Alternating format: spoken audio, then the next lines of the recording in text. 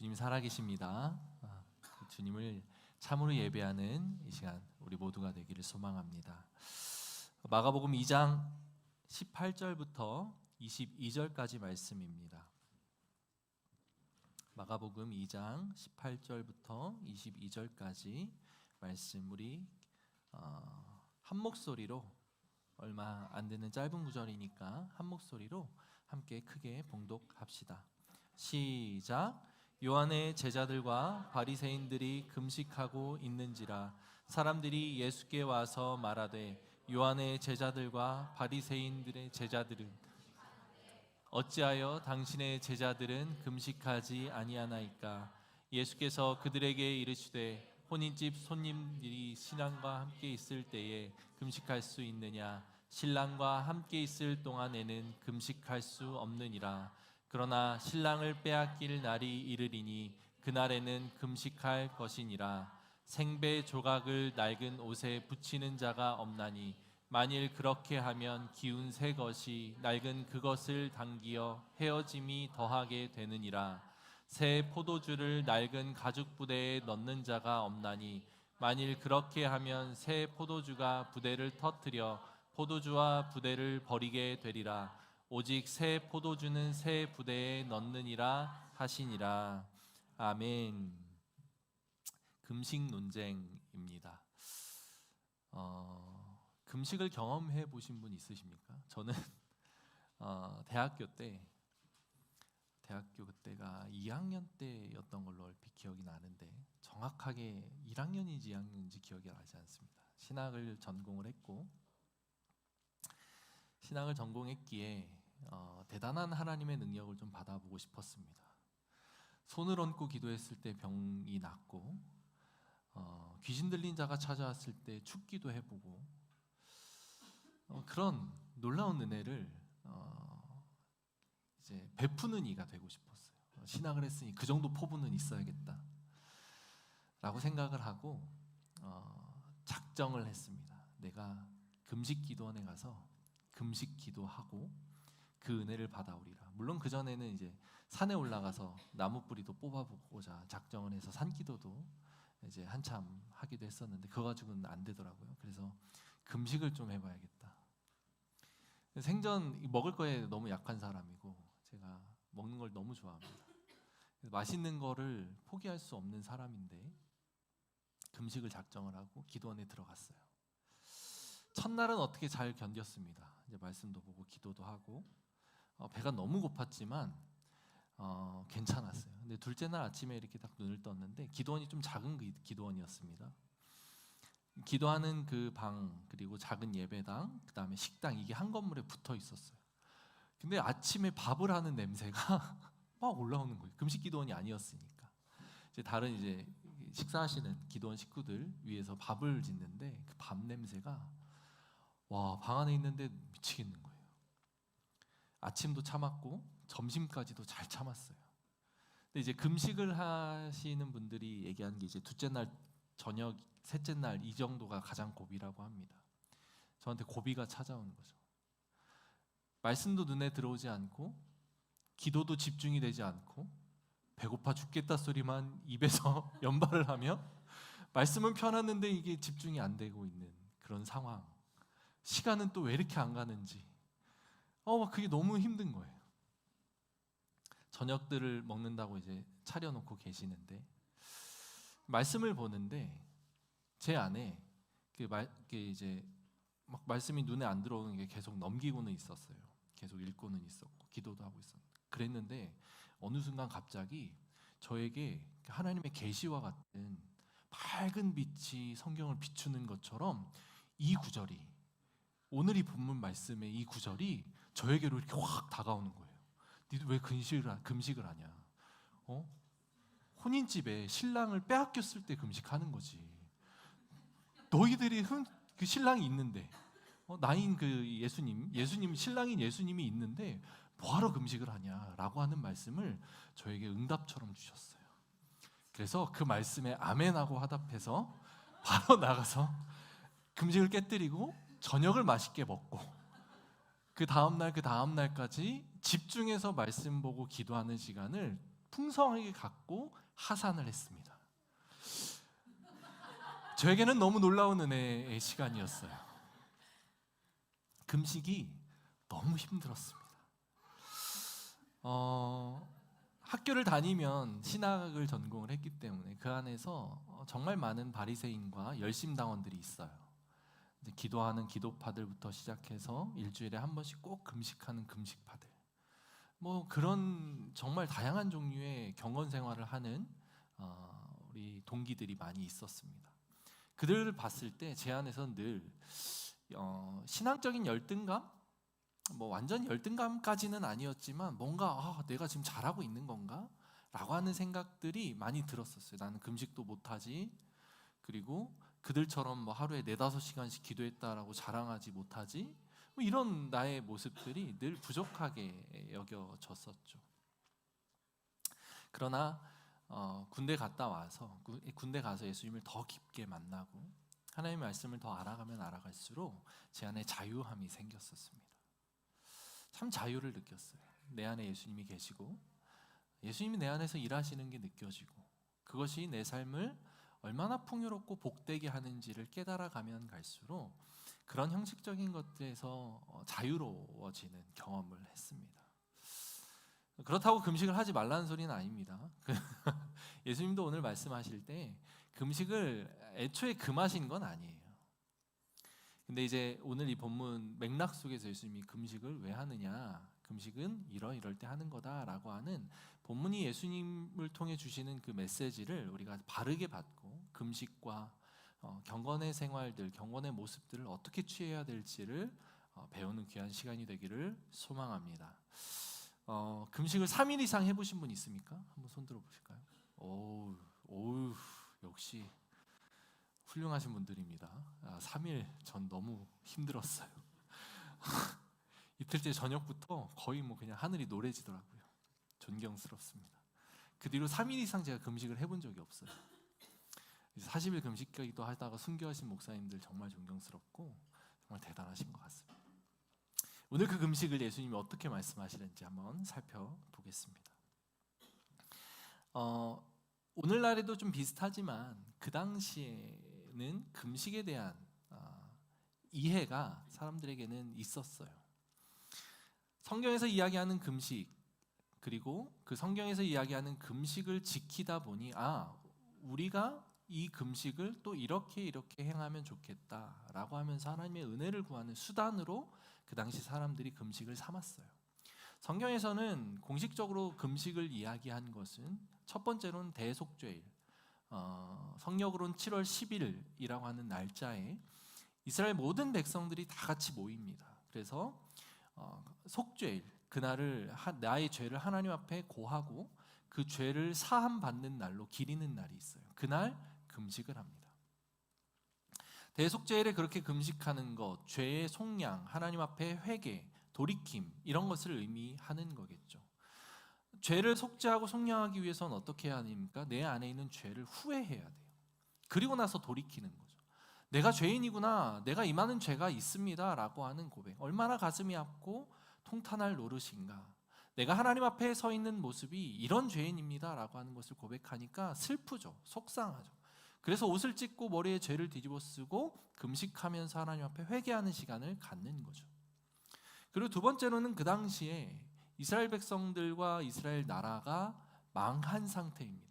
이미 수백 년 동안 외적으로부터 나라가 망했고, 망한 상태에서 이스라엘 백성들은 그들의 다스림, 물론 나라가 계속 바뀌어 왔어요. 바뀌어 오면서 지금은 이제 로마에게 통찰을 받고 있지만 어찌됐든 그런 외적의 침입들 안에서 슬픈, 국가적으로 너무너무 고통스러운 시간들을 보내고 있는 상황인 거죠.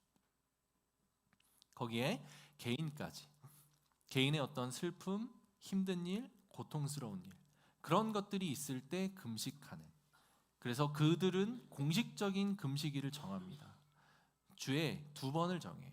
첫째 날과 다섯째 날에 금식하는 것. 이게 그들에게, 그 유대인들에게 내려오는 전통적인 금식의 모습이었습니다. 그리고 또 한 가지 금식의 모습이 있는데, 이것은 포로기에 이스라엘 백성들이 망하고 포로로 끌려갔다가 귀환하고 회복하는 그 시기에 쓰여진 스가랴 선지서를 통해 우리가 확인해 볼 수 있는데, 우리가 계속 금식을 해야 됩니까? 우리가 언제까지 금식을 해야 됩니까? 라고 묻는 백성들의 질문 앞에 스가랴가 이렇게 대답을 합니다. 스가랴 8장 19절 말씀인데요, 같이 한번 읽어볼까요? 시작.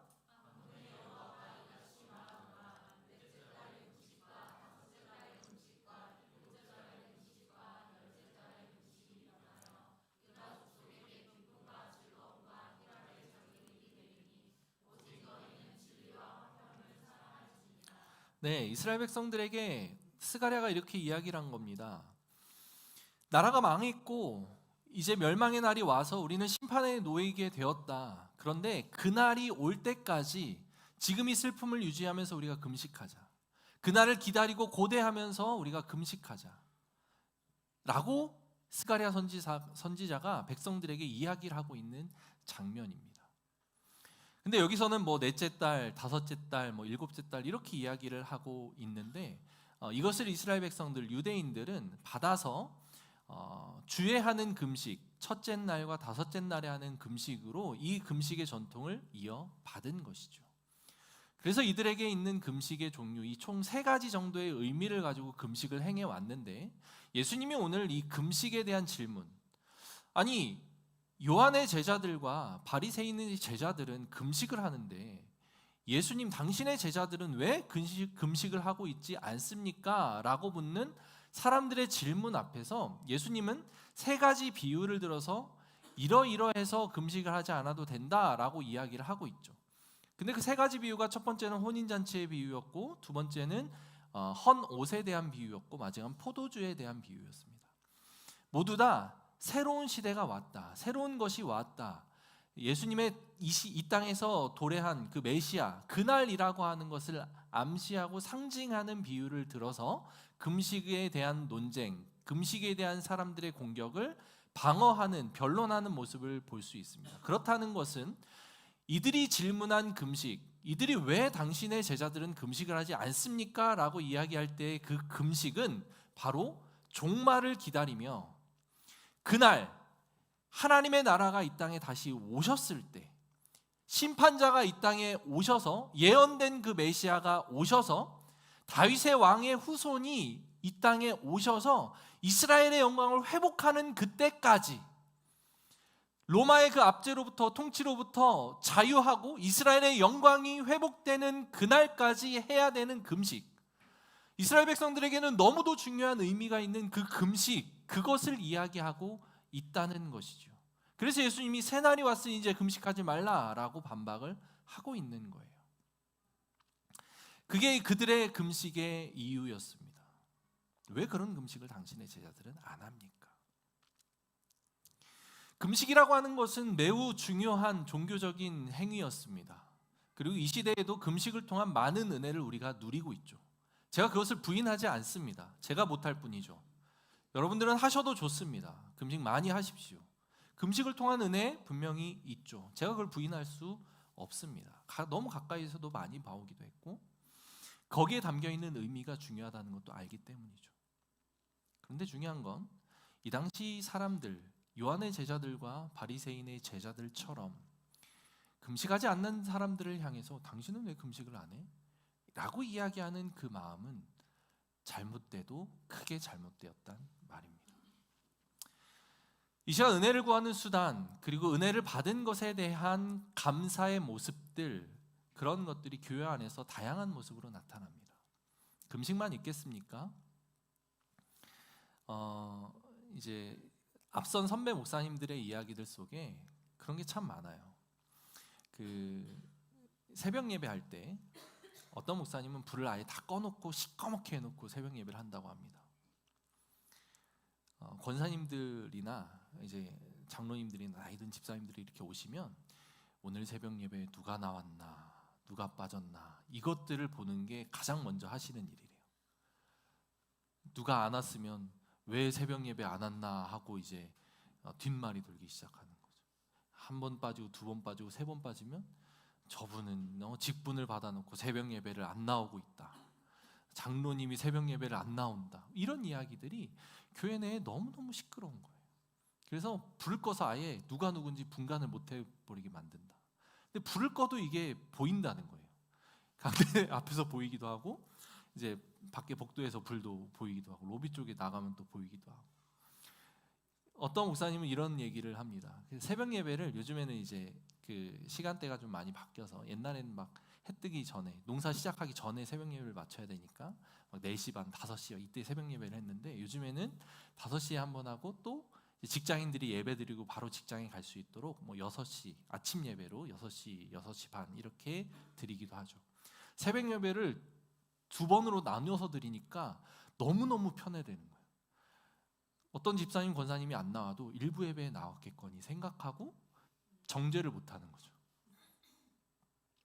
내가 나온 예배에 그 권사님이 안 보여도 다음 예배에 나왔다라고 이야기할 수 있으니 함부로 이야기하지 못하는 상황이 됐다라고 하며 너무 좋아하시는 겁니다. 이런 일들이 한국교회 안에서 너무 많아요.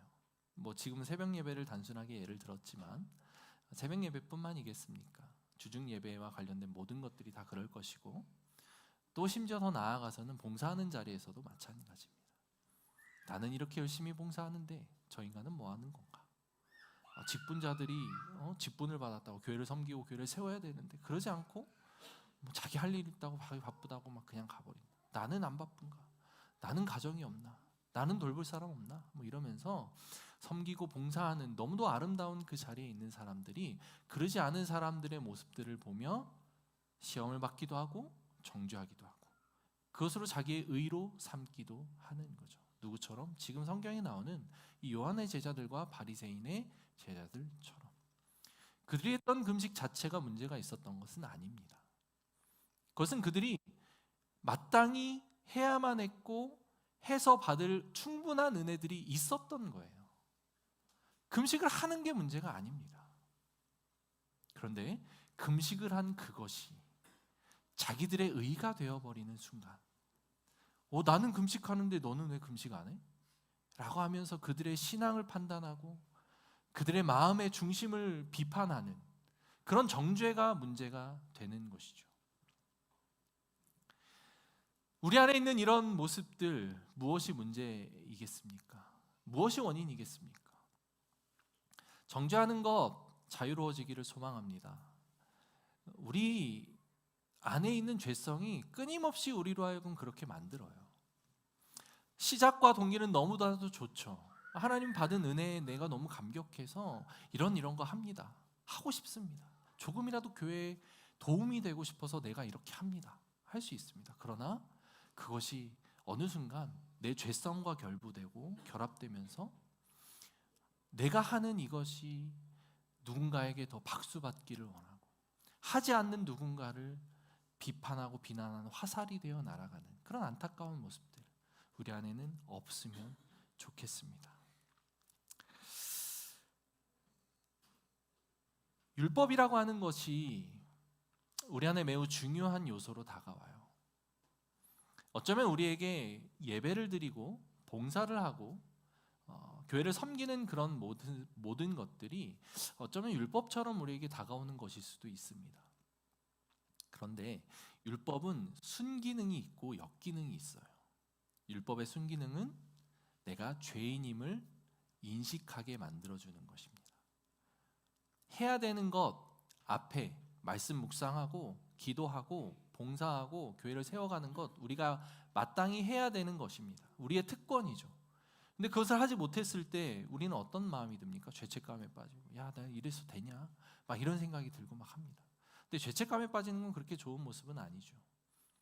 내가 그렇게 연약하니까 하나님, 내가 더 당신을 의지할 수밖에 없습니다 라고 이야기할 수밖에 없는 그런 것을 깨닫는 게 우리 안에 너무 유익한 신앙의 습관이 주는 모습이죠. 그렇지 않기를 소망합니다. 율법이라고 하는 것처럼 이스라엘 백성들이 갇혀 있는 율법의 한계 안에 우리가 스스로 갇히지 않기를 소망합니다. 우리 교회 안에 그런 일들이 없으면 좋겠어요. 혹시라도 이런 불편한 마음이 드는 분들이 있다면 마음의 중심을 잘 살펴보시기를 축원합니다. 저는 공동체를 세워가는 것에 대해 종종 결혼 비유를 많이 들곤 합니다. 공동체를 세우기를 원합니다. 우리 교회가 건강한 공동체가 되기를 원해요. 어느 공동체든 이런 정죄하느니 비판하느니 다른 사람들을 손가락질하는 이의 모습들이 반드시 나타나게 되어 있습니다. 우리 인간의 본성상 어쩔 수 없어요. 내가 하는 일이 가장 힘들거든요. 내가 하는 일이 가장 가치 있어 보이거든요. 그러니 그 일을 하지 않는 다른 누군가를 보면서 손가락질하기 바쁘고 욕하기 바쁜, 그게 인간의 본성이에요. 결혼 생활을, 공동체를 세워가는 것과 저는 동일하게 봅니다. 결혼하신 분들 어떻죠? 결혼 생활이 마냥 행복하십니까? 네. 사실 이제 앞에 몇 분 불러다가 인터뷰도 좀 해보고 싶고 한데 결혼 생활은 마냥 행복한 것은 아니에요. 전혀 다른 가치관과 삶을 살다가 그 사람들이 만나서 한 몸을 이루는 것, 한 공간 안에서 서로의 생각을 맞춰가고 서로의 가치관을 맞춰가고 서로의 행동을 맞춰가는 그 일이 쉬울 리가 없죠. 성경에서는 그 일을 한 몸됨이라고 표현합니다. 한 몸이 되는 것이다 라고 표현을 해요. 결혼해서 그렇게 한 몸을 이루어가는 모습 어떻죠? 오해하지 않으시기를 바라는데, 저분이 그냥 이건 설교를 위한 예시이니까.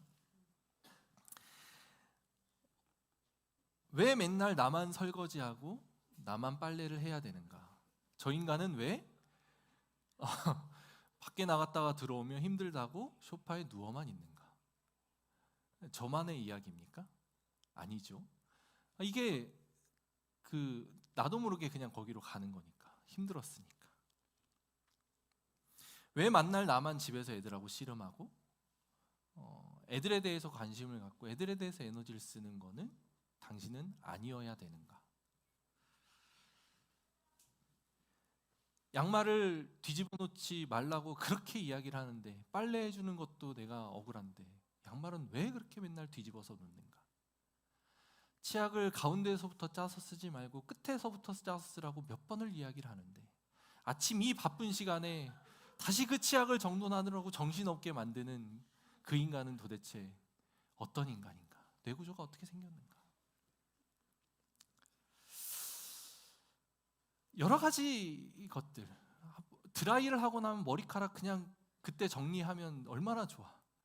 근데 그거를 꼭 그렇게 며칠씩 쌓아놓고 머리카락을 정리하게 만드는 그런 상황들. 제 얘기는 아닙니다.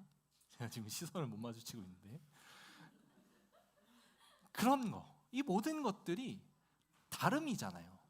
서로 생각이 다르고 행동의 패턴이 다르고 서로 다른 모습들을 가지고 있는 사람들이 한 몸을 이루기 위해 모인 곳에서 나타나는 자연스러운 충돌입니다.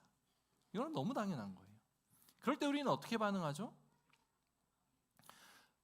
또 그랬어? 왜 그래? 라고 하는 게 인간의 죄성에서 나온 반응. 하나님이 우리에게 말씀하신 하나됨, 아내를 사랑하고 남편을 존경하고 복종하라 라고 이야기하신 성경에 나타난 하나님의 가르침과 계명에 따르면 우리는 어떻게 해야 됩니까? 당신이 그걸 못하니까 내가 그걸 해줘야겠다 라고 이야기하게 만드는 것, 그게 바로 하나님이 우리에게 주신 가정을 건강하게 세워가는 바른 태도죠. 인정하는 거예요. 그리고 받아주는 거죠. 수용하는 겁니다. 누구의 힘으로? 내 힘으로 됩니까?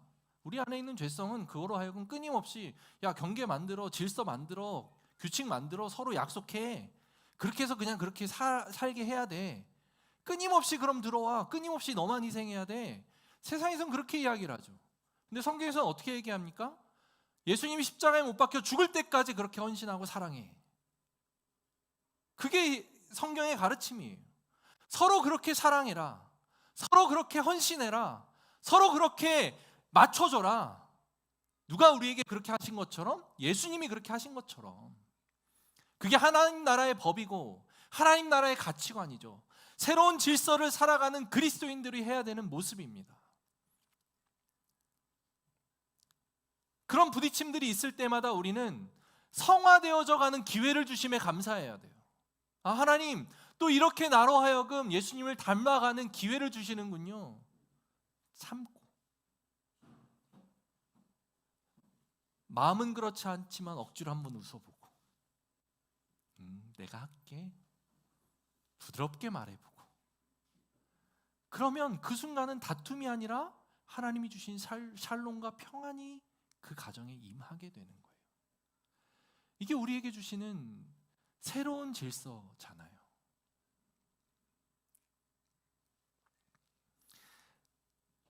공동체를 세우는 것도 똑같습니다. 우리 공동체도 마찬가지예요. 성경에서 공동체, 교회를 세워가는 모습에 대해 성경은 늘 그렇게 이야기를 하죠. 한 몸이다, 한 지체다. 예수님이 교회의 머리고 교회는 예수님의 몸이다. 우리는 예수님의 몸이에요. 지체입니다. 오른손이 막 바쁘게 일하는데 왼손이 일을 안 한다고 오른손이 왼손한테 막 뭐라고 합니까? 야, 나 지금 바빠 죽겠는데 너 지금 뭐 하는 거야? 이렇게 안 하잖아요. 몸이니까, 지체니까. 그냥 오른손 힘이 더 세고 일하는데 편하니까 그냥 오른손이 하는 거죠. 야, 너는 맨날 입만 살아가지고 말만 해, 발이 좀 움직여야지 라고 발이 입한테 그렇게 이야기할 수 있습니까? 아니죠. 전혀 다른 모습으로 한 몸을 이루어가고 세워가는 거예요. 우리 교회가 세워지면 세워질수록 이런 일들이 교회 안에서 분명히 나타나게 될 겁니다. 더 친해지면 친해질수록 이런 부딪히면 반드시 나타나게 되어 있어요. 그럴 때 우리는 어떤 태도로 그 문제들을 봐야 합니까? 당신은 왜 그거 안 하고 있어? 나는 이거 하고 있는데 너는 지금 뭐 하고 있니? 이런 이야기들이 막 이제 나오기 시작해요.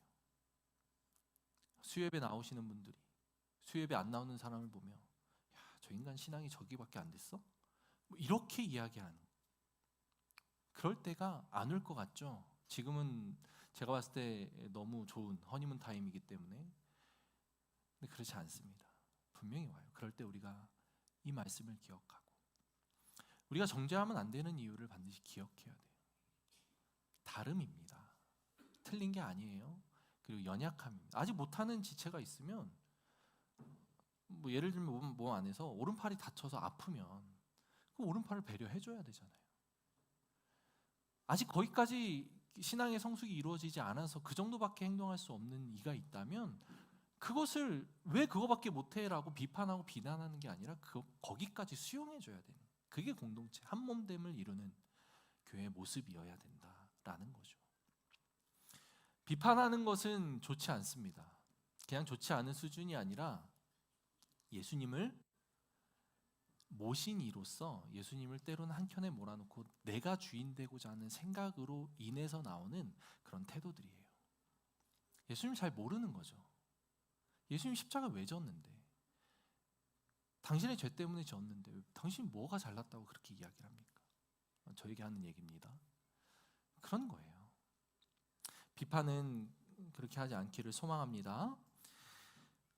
그렇게 예수님이 이제 그 금식을 비판하는, 왜 당신의 제자들은 금식하지 않습니까? 라고 하는 질문 앞에 이제 세 가지 비유를 들어서 그 비판 논쟁, 금식 논쟁에 대해서 이야기를 하는데요. 첫 번째로 비유를 드신 거는 혼인잔치 비유입니다. 잔치집에서 먹고 마시는 건 너무 당연하죠. 함께 축하하며 즐기는 것이 매우 중요합니다. 그런 잔치집에서 눈치 없이 나는 조국의 안녕과 무너져 있는 이 땅의 회복을 위해 금식할 거야, 밥을 먹을 수 없어 라고 이야기하는 사람은 눈치 없는 사람이죠. 그렇게 하면 안 되는 거죠. 잔치집에서는 마땅히 잔치를 즐겨야 되는 게 임무입니다. 그렇기 때문에 잔치날에 신랑도 있고 신부도 있는데 왜 금식을 하냐라는 거죠. 그런데 단서를 알죠. 신랑이 빼앗기는 날에, 신랑을 빼앗기는 날에는 너희가 금식을 해야 된다라고 이야기를 합니다. 신랑은 누구를 의미합니까? 바로 예수 그리스도를 의미하죠. 예수님이 십자가에 못 박혀 죽으실 그날을 예수님이 지금 예고하고 있는 거예요. 그날에는 우리가 금식을 해야 됩니다. 그래서 아마 이스라엘 백성들이 예수님의 그 십자가 앞에서 통곡하고 좌절하고 울었던 것처럼 우리도 그러해야 되는 거죠. 예수님이 십자가를 바라볼 때마다 우리는 그렇게 해야 됩니다. 그런데 지금을 살아가고 있는 우리들은 예수님 부활하셨죠? 그리고 승천하셨습니다. 그리고 승천하신 예수님께서 성령님을 우리에게 보내주셨고 성령님을 통해 우리 안에서 내주하시기 시작하십니다. 이 말씀을 통해 우리가 확인할 수 있는 것은 우리가 금식해야 될 때는 내 안에 예수님이 느껴지지 않을 때, 내가 예수님과 너무 멀어져 있다라고 생각될 때, 예수님을 내가 의지하고 예수님의 말씀을 따라 살아가고 예수님으로부터 오시는 그 은혜가 내게 너무 갈급한데 아무것도 느껴지지 않고 너무 멀리 있는 예수님처럼 느껴질 때, 그때 우리가 금식해야 될 때입니다. 그때 우리가 울어야 될 때입니다. 기억하십시오. 금식은 그렇게 하는 거예요. 물론 가끔 때 쓰듯이 금식하며 하나님 나 이거 갖고 싶어요 라고 하는 금식이 통할 때가 있을지도 몰라요. 근데 그거는 금식이라고 하는 것에서 오는 주술적인 마법적인 능력이 아니라는 것을 기억하십시오. 하나님이 우리의 간절함을 보셔서 그렇게 은혜를 주실 수 있다로 생각을 하시면 됩니다. 그렇게 해서 뭐 주시는 분은 아니에요. 진짜 금식해야 될 때는 내 안에 예수님이 느껴지지 않을 때, 은혜가 없다고 생각될 때, 그런 은혜 누리시기를 축복합니다. 그 다음 비유는 생배 조각을 낡은 옷에 붙이는 자가 없나니 만일 그렇게 하면 기운 새 것이 낡은 것을 당기어 헤어짐에 더하게 되었느니라. 생배, 그러니까 새로 만든 배 조각이라는 이야기예요. 오늘날에도 좀 그런 경향이 있지만 옷을 빨면 옷이 쭈그러듭니다. 여러 번 빨다 보면 쪼그라들던 옷이 이제 수축을 멈추죠. 근데 그 당시에는 더 했겠죠. 오늘날에는 옷감 만드는 기술이 더 좋아졌으니까 좀 덜 했을 텐데 그 당시에는 더 했을 겁니다. 그래서 새로 짠 옷감은 수축하게 되어 있어요. 근데 그 옷감을 이미 수축할 대로 다 수축된 헌 옷을 기운다고 거기를 붙이면 그 붙여놓은 것들이 계속 오그라드니까 주변이 찢어질 거란 얘기예요. 그래서 생배 조각을 헌 옷에 붙이면 안 된다라고 이야기를 하는 거예요. 새로운 가치관에 대한 이야기를 하고 있는 거죠. 그리고 마지막 비유는 포도주 비유입니다. 새로 만든 가죽 부대, 포도주 부대, 새로 만든 그 새 가죽으로 만든 부대는 신축성이 좋죠. 우리 살이 늘어났다 펴졌다 하는 것처럼 새로운 가죽은 이 신축성이 있습니다. 포도주는 그 안에서 숙성시키고 발효될 때 팽창하고 이게 부피가 커지는 특성이 있죠. 그래서 새로운 가죽 부대에 포도주를 넣었을 때 같이 이렇게 팽창을 하니까 괜찮아요. 그런데 그 가죽 부대가 시간이 지나면 굳어집니다. 그래서 그 굳어진 가죽 부대에 새로운 포도주를 부으면 팽창이 되면서 가죽 부대가 찢어진다는 이야기예요. 모두 다 어떤 것을 의미하고 있죠? 새로운 세상이 열렸다라는 것을 이야기하고 있는 거예요. 옛 율법, 기존 구습에 머물러 있지 말고 새롭게 시작된 이 가치관을 받아들여라. 그 가치관을 시작한 분이 누구죠? 바로 예수 그리스도입니다. 예수님이 이 땅에 오셔서 선포하신 것, 하나님의 나라, 회개하라 천국이 가까이 왔느니라 라고 말씀하신 예수님의 그 가르침이 이미 너희에게 임하신 하나님의 나라에 대해서 이야기하고 있다는 것이죠. 내가 왔다. 하나님의 나라가 너희 앞에 있다. 너희가 이제 그것을 받아들이면 된다 라고 말씀하고 계신 거예요. 과거에 너희가 그 하나님의 나라, 종말, 메시아, 구원을 기다리면서 그렇게 기도하고 금식해 왔던 것들이 이제 그것의 응답인 내가 왔으니, 그 예언의 성취인 내가 왔으니 이제 그만해도 된다 라는 것을 예수님이 이 비유를 통해 말씀하고 계신 거예요. 하나님의 나라 그 자체가 예수님이니까. 그들이 고대하고 있던 종말, 그들이 고대하고 있던 구원, 이스라엘의 회복과 그 영광스러운 모습들은 예수님 그 자체니까 내가 왔으니 라고 예수님이 지금 그렇게 이야기를 하고 있는 거예요. 그러니 금식이라고 하는 거 강요하지 마. 안 해도 돼. 괜찮아. 예수님이 제자들에게 그렇게 가르치신 거예요. 그리고 바리새인과 요한의 제자들에게도 마찬가지로 그것을 깨닫기를 바라는 마음으로 이렇게 비유를 통해 말씀해주고 계신 겁니다. 가정이 한 몸을 이루고 교회가 공동체를 이루어가는 것, 어떤 것으로 가능하냐고요? 예수님이 말씀하신 이것으로 인해 가능합니다. 새로운 가치관이죠. 세상이 가르치고 있는 그 가치관이 아닙니다. 내가 이만큼 했으니까 너도 이만큼 해야지 라고 말하는 거 아니에요. 그 기준은 누가 세워줄 것이며, 그렇게 100가지, 20가지, 1000가지 조항들을 만들어 놔봤자 가정 안에서 냉랭함만 흐를 뿐입니다. 교회라고 하는 이 공동체 안에서 그것만 지키면 되는 아주 그냥 차가운 모습이 되고 말아요. 그거는 공동체가 아닙니다. 그건 가족이 아니에요. 내가 더 하면 어떻습니까? 예수님이 나 위해 십자가 죽으셨는데. 그게 은혜라는 거죠. 모르겠으면 그냥 안 하시면 돼요. 누군가가 막 비판이 될 것 같으면 수협에 나오지 마십시오. 그게 더 건강한 거예요.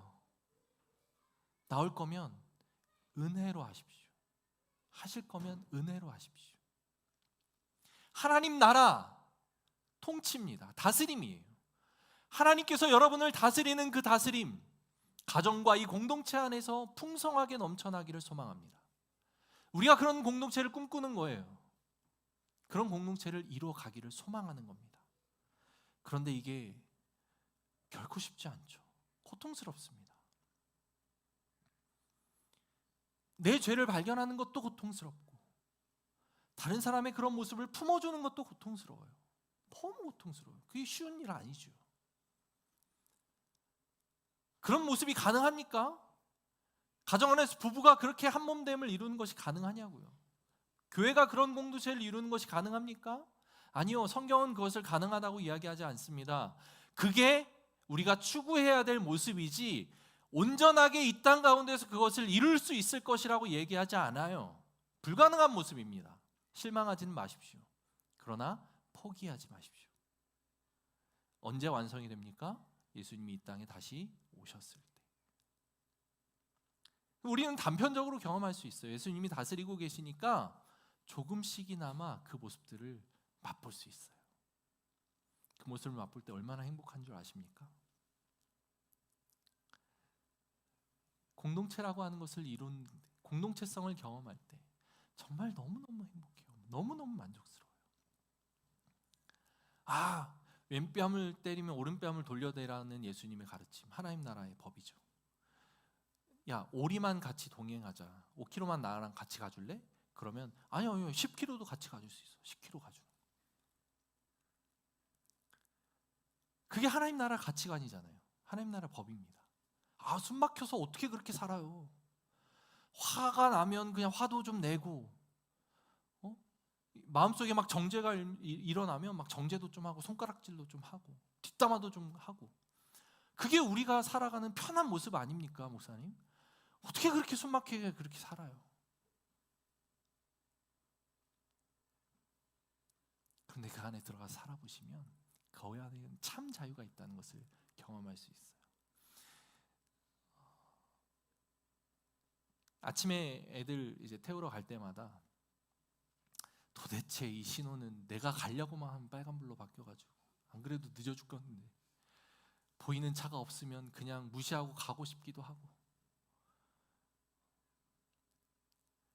그런 막 생각들이 막 들어요.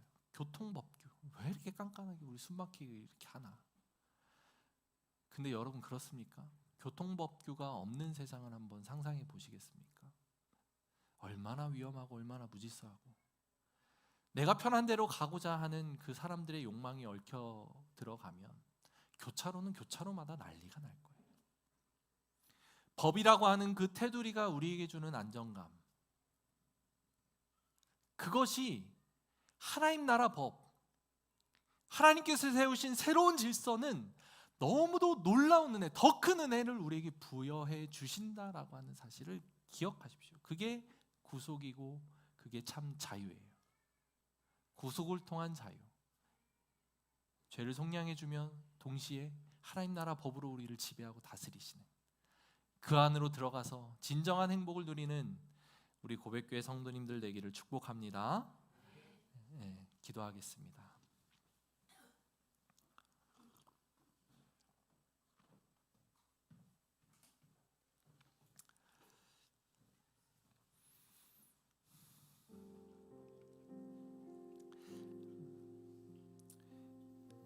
이 바리새인의 금식에 대한 이해는 종말을 고대하는 금식이었다라고 말씀드렸습니다. 종말은 곧 예수님의 오심이죠. 영광스러운 그 이스라엘의 회복이었습니다.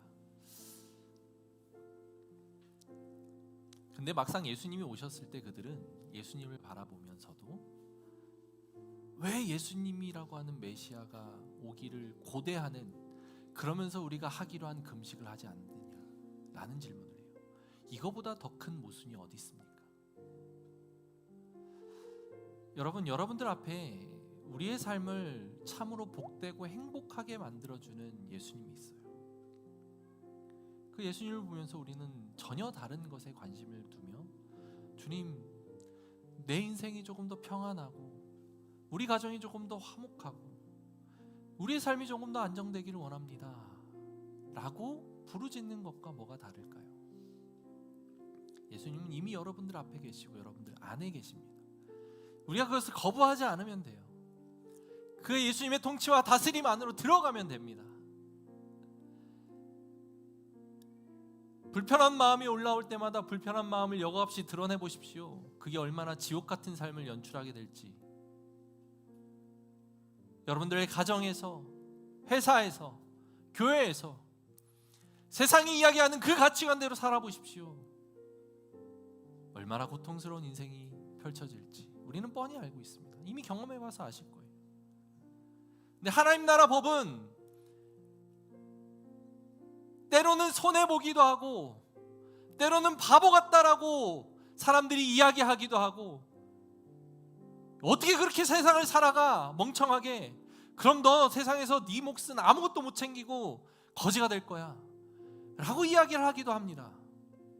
그러나 그렇지 않아요.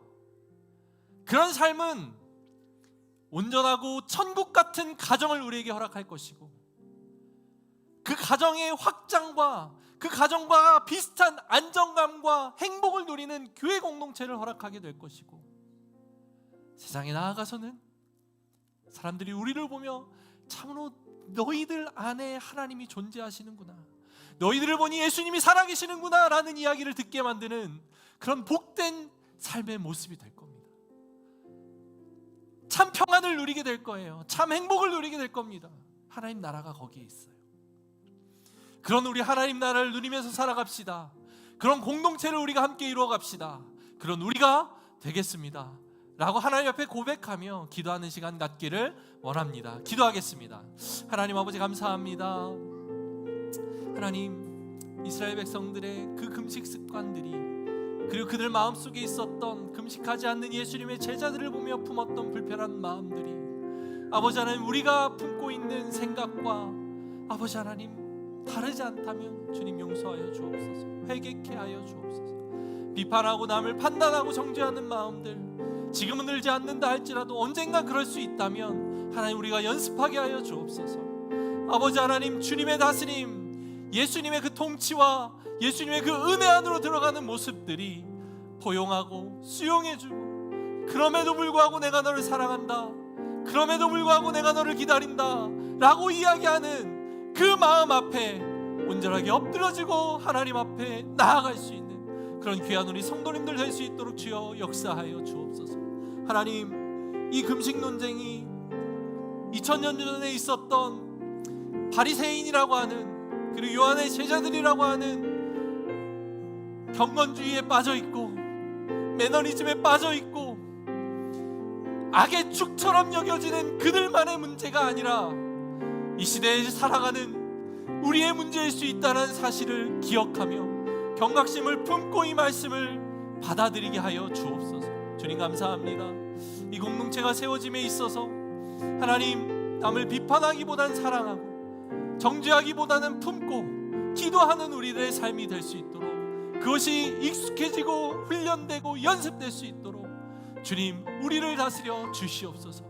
우리의 생각대로, 우리의 욕심대로, 우리의 마음이 가는 대로 그 생각들을 두지 않는 하나님 나라 법의 지배 받는 우리 인생들 될 수 있도록 주님 역사하여 주시옵소서.